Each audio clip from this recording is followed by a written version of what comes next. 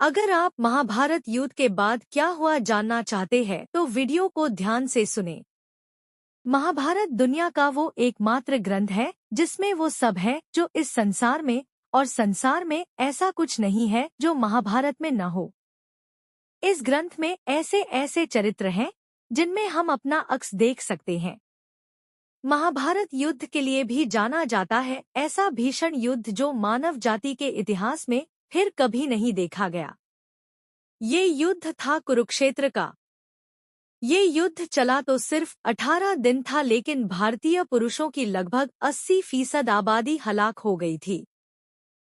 इस युद्ध में पांडवों की जीत हुई थी और कौरवों की हार। लेकिन क्या कभी आपने सोचा है कि पांडवों की जीत के बाद क्या हुआ? कौन बचे? पांडवों ने कितने समय तक हस्तिनापुर पर शासन किया? उनकी मृत्यु कैसे हुई या फिर क्या उनकी हत्या हुई थी? और सबसे महत्वपूर्ण बात है कि भगवान कृष्ण का क्या हुआ?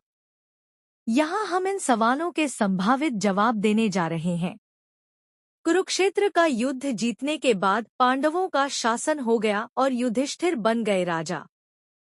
कौरवों की मृत्यु से दुखी गांधारी ने कृष्ण को खूब कोसा और अपने पुत्रों की तरह उनके और यदुवंश के नाश की कामना की।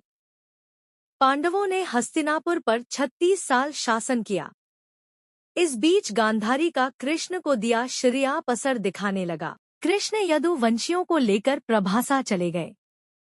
प्रभासा में यदुवंशियों में बगावत हो गई और उन्होंने इतना खूनखराबा किया कि यादव वंश का वजूद लगभग खत्म ही हो गया।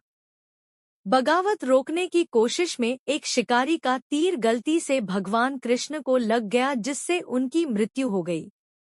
इसके बाद कृष्ण ने विष्णु के अवतार में समाहित हो गए और शरीर त्याग दिया।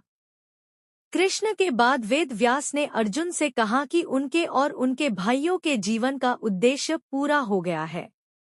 उसी समय द्वापर युग समाप्त होने को था और कल युग शुरू होने वाला था। उधर हस्तिनापुर में अराजकता और अधर्म फैलने लगा था, जिसे देखकर युधिष्ठिर राजपाट परीक्षित को सौंपकर पांडवों और द्रौपदी के साथ हिमालय के मार्ग से स्वर्ग जाने का फैसला कर लिया। रास्ते में एक कुत्ता, जो दरअसल भगवान यम थे, भी उनके साथ हो ली। रास्ते में इनकी एक के बाद एक मृत्यु होती जाती है, जिसकी शुरुआत होती है द्रौपदी से। भीम की सबसे आखिर में मृत्यु होती है। इनकी मृत्यु का संबंध उनके अभिमान, अभिलाषा से जुड़ा था।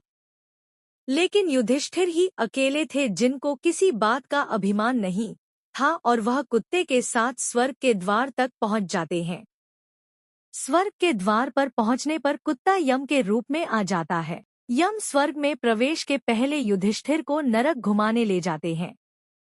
वहां युधिष्ठिर अपने भाइयों और द्रौपदी को पाप का पश्चाताप करते देखते हैं।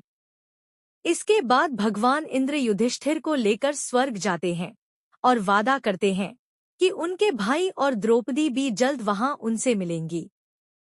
और इस तरह भगवान कृष्ण और पांडवों ने ये संसार त्यागा।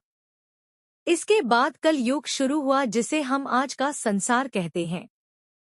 वीडियो को पूरा सुनने के लिए धन्यवाद। वीडियो को लाइक और सब्सक्राइब जरूर करना।